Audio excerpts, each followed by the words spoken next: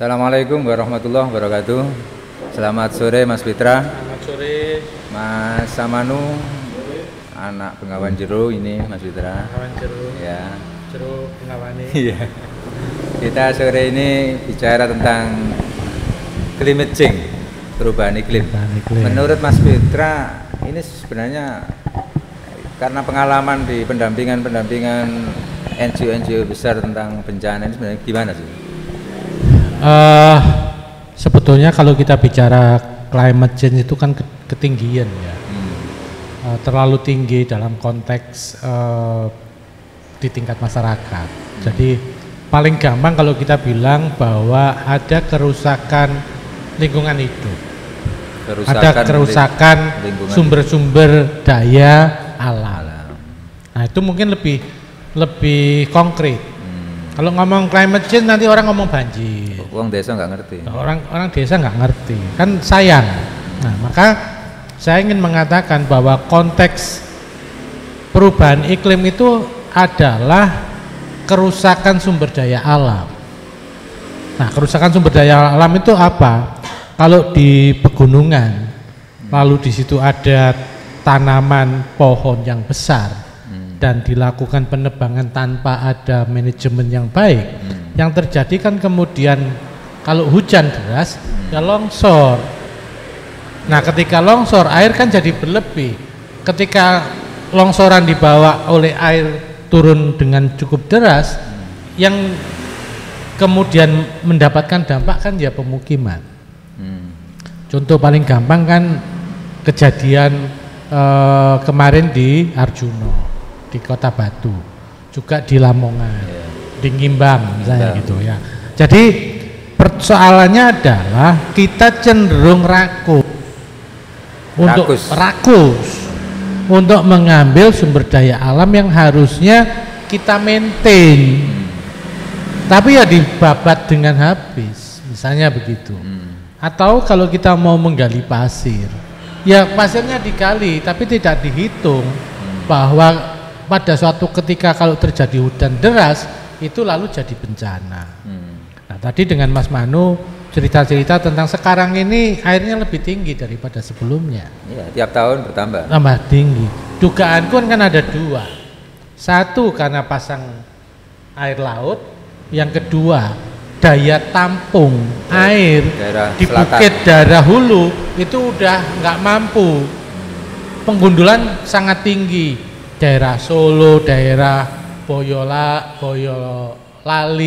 daerah Wonogiri, daerah Madiun itu sudah terjadi penebangan yang sebetulnya pohon-pohon yang harusnya dia menyerap air itu nggak ada.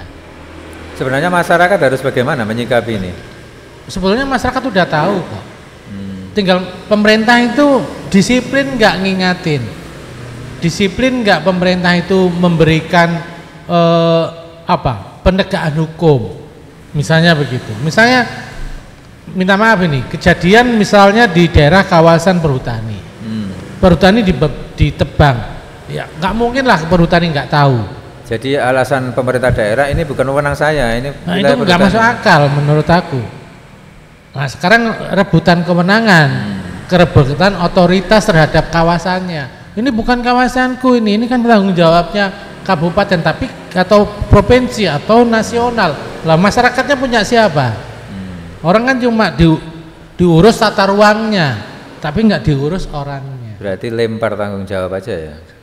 Ya itu menurut aku membuat kambing hitam.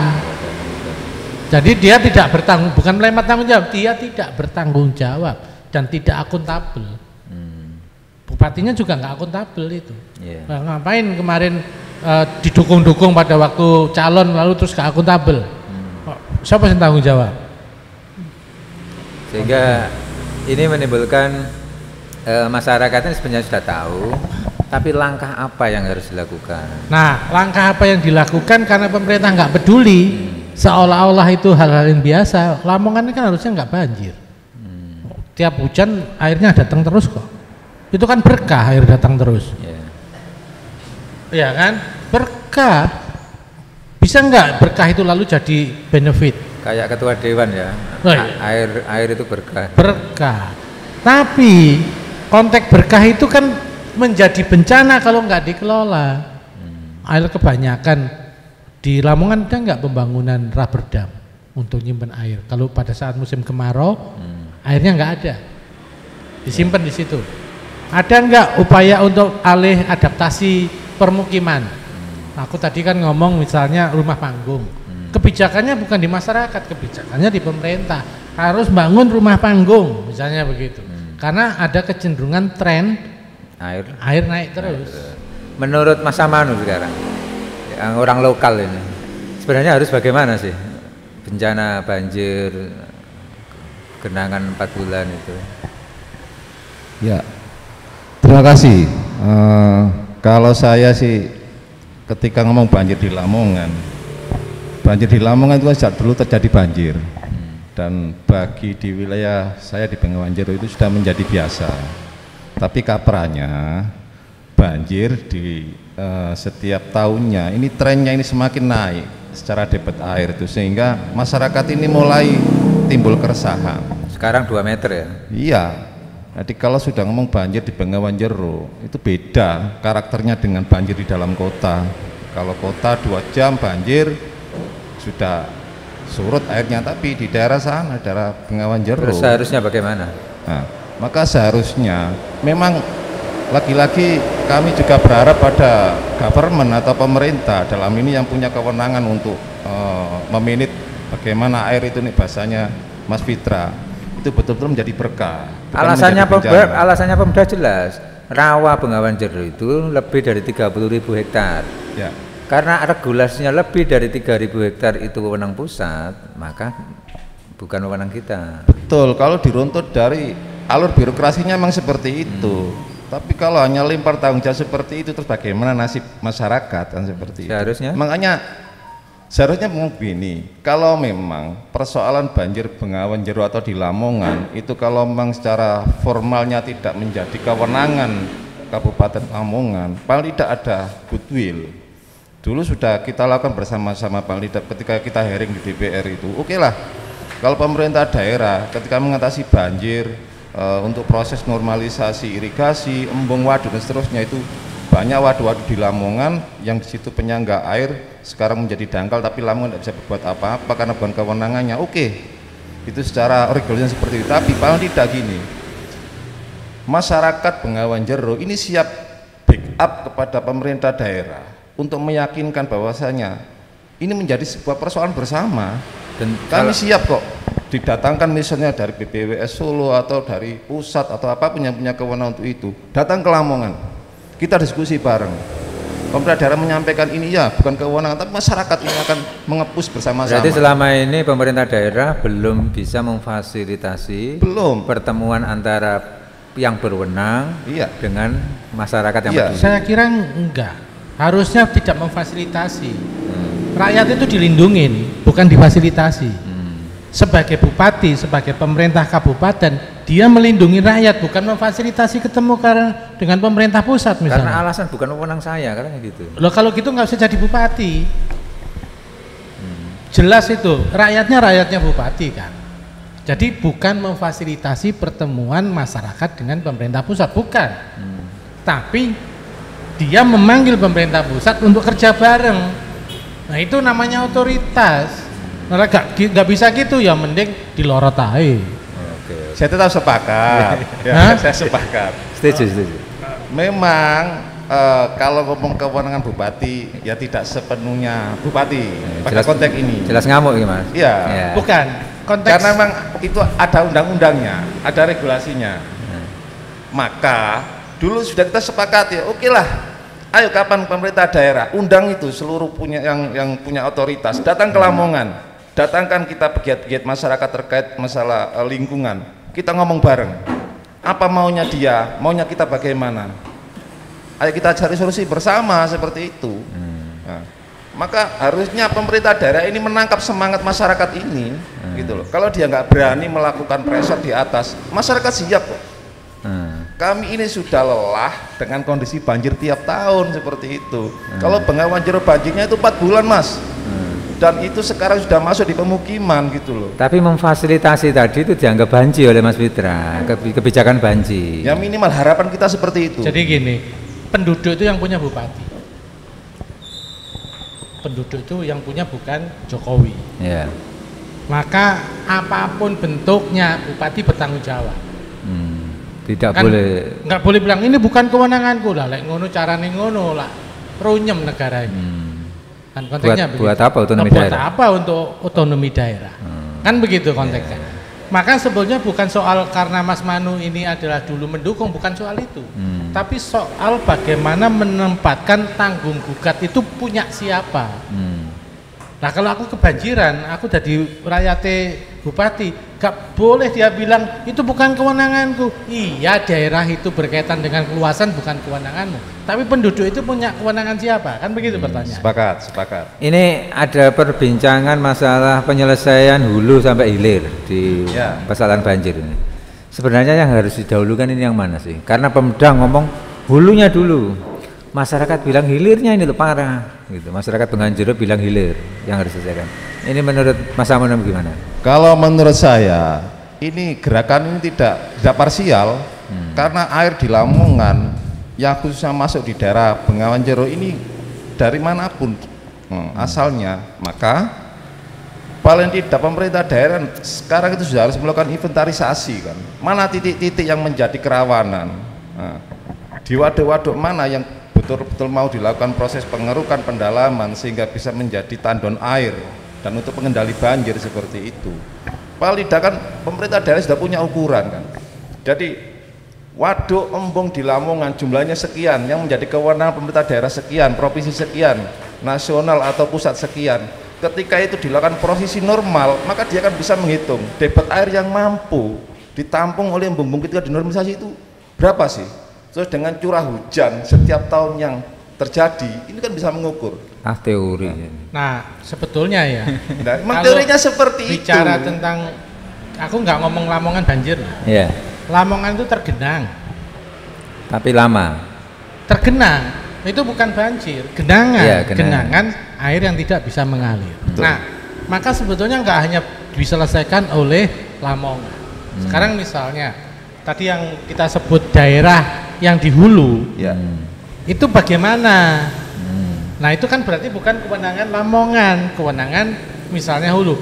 Desa aja ada badan kerjasama antar desa, masa di tingkat nasional nggak ada? Nah, itu ditangani menteri, gitu kan? Nah kalau menterinya cuma urusannya persoalan tentang misalnya terkait dengan infrastruktur, berarti kewenangan siapa? Saya kepengen belajar dari Mas Fitra yang pengalaman di program REDD di perhutanan itu gimana sih sebenarnya?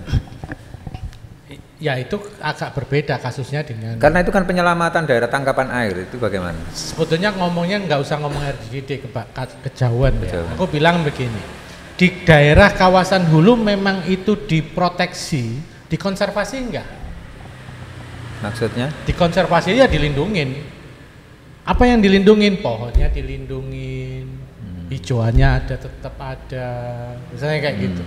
Nah kalau itu enggak dikonservasi, tidak ada proteksi terhadap kayu-kayu yang gede yang menyimpan air, yang gelondong kan. Dikonservasi itu maksudnya siapa kan? Dikonservasi itu artinya diberikan perlakuan untuk supaya kawasan hutan di hulu itu tetap lestari. Tapi bagaimana dengan program Jokowi yang memberikan sertifikat pengelolaan kepada kelompok-kelompok masyarakat? Itu kan PS. Harusnya PS-nya tidak nebang hutan. PS itu tidak boleh nebang hutan. PS itu kegiatan HHBK, hasil hutan bukan kayu. Nah, PS kalau nebang ya harusnya dihentikan, kan begitu. Jadi PS itu tidak ada kaitannya dengan nebang. Karena mereka semua merasa ini hak pengelolaan sudah tak pegang dari menteri. Ada regulasinya. Ada regulasinya. Termasuk pemahamannya kurang Mas Ian ya. Artinya penyadaran bahwa masyarakat PS yang diberikan hanya hutan. izin, bukan konteks regulasinya, bukan konteks standarnya, kan begitu kan? Dan nah itu kenapa? Karena masyarakat juga maunya instan. Aku punya izin, aku kerjain, pokoknya aku oleh duit. Pengalaman Mas Fitra hubungan perhutani dengan Pemda ini sebenarnya bagaimana sih? Kok nggak pernah nyambung? Nggak bisa koordinasi, nggak bisa nyambung? Ya itu jadi salah kaprah. Karena orang lalu memetak-metakkan kewenangan. Jadi misalnya contoh gampang. Karena 30.000 hektar hutan di Lamongan itu milik 3 kabupaten, milik KPH di 3 kabupaten. Iya. Nah kalau masyarakatnya itu punya kegiatan di dalam, di situ ada punden misalnya, itu apa bukan kewenangannya kabupaten? Ya tapi pengelolaan hutan bukan di Lamongan, Mojokerto sama Iya, Tuban. KPH Mojokerto, Nggak KPH ada Jombang. persoalan.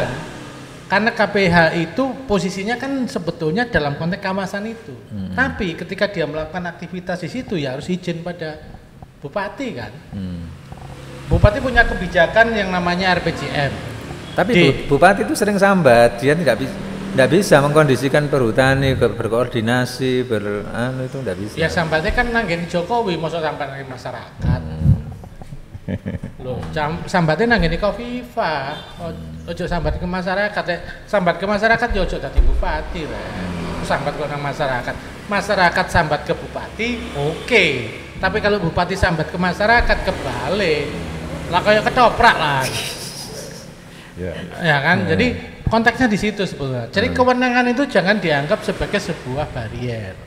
Barrier itu apa? Barrier itu hambatan. Itu adalah peluang untuk bekerja lebih baik. Bekerja untuk siapa? Bekerja untuk masyarakat. Tapi tidak melampaui kewenangan ya Mas ya. Tetap tidak melampaui kewenangan. Nanti dulu jangan ngomong melampaui kewenangan. Iya. Karena setiap orang punya kewenangan di dalam konteks kebijakan.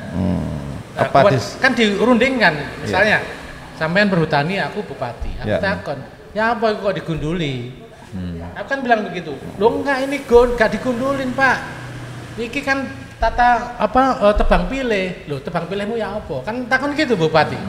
Bupati punya yang namanya dinas kehutanan. Ya dia ngomong maju. Ya apa caranya tebang pilihnya? Kan begitu kan? Oh, diskusi di situ. Wah, gak punya kewenangan LHK. Itu kan aku loh, lek perhutani itu bukan LHK, ya direktur perhutani. Nah, orang lalu kan jadi tidak memiliki tanggung jawab di situ. Karena orang merasa selalu takut disalahkan. Oke, saya kira itu bincang-bincang kita tentang perubahan iklim yang ekstrim di Lamongan khususnya. Semoga bermanfaat. Terima kasih Mas Amanu, terima kasih Mas Fitra atas keilmuannya. Mungkin ada closing statement 1,5 menit dari Mas Amanu apa? Ya. Untuk closing statement paling tidak gini. Kita jangan lelah untuk berharap. Jadi kita tetap berharap pada government untuk kayak lagu ya ini. Ya untuk memperbaiki kinerja dan juga semakin respon dengan kondisi masyarakat seperti itu. Karena faktanya memang masyarakat ini harus berharap pada pemerintah. Terlepas kemarin itu seperti itu bukan soal lain, tapi memang dia sudah terpilih dan itu menjadi kewajiban dan kita berharap pada siapa ya di situ. Nah, ketika memang di situ ada proses yang kurang benar ya diingatkan bersama-sama sebagai bentuk tanggung jawab bersama. Toh ujung-ujungnya juga demi masyarakat Lamongan. Ya mudah-mudahan ke depan proses banjir di Lamongan yang selalu menjadi trending topik di setiap medsos itu segera direspon oleh pemerintah dan juga ada perbaikan. Itu aja, terima kasih. Terima kasih Mas Fitra. Closing. Kalau aku sebetulnya kewenangan itu jangan diributkan. Iya, kita ini bosen. Jadi kewenangan itu diatur. Jadi orang sebagai pejabat itu jangan bilang kewenanganku cuma gini. Apa yang kamu bisa kerjakan di dalam kewenangan itu untuk perbaikan, itu aja sebetulnya. Kalau sampai ada pejabat ngomong kewenanganku cuma segini, mending gak usah jadi pejabat.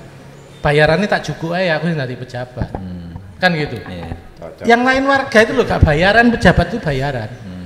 Loh kok ngeluh, nggak repot lah. Cewek ya dibayari. Nah, iya kan gitu. Jadi saya kira penting bahwa kewenangan itu tidak diperdebatkan, tapi kewenangan itu dilaksanakan. Didiskusikan juga Mas ya. Salah satunya di situ. Itu Oke. aja. Terima kasih Mas Fitra, semoga bermanfaat dan kita akhiri. Assalamualaikum warahmatullahi wabarakatuh. Waalaikumsalam warahmatullahi wabarakatuh.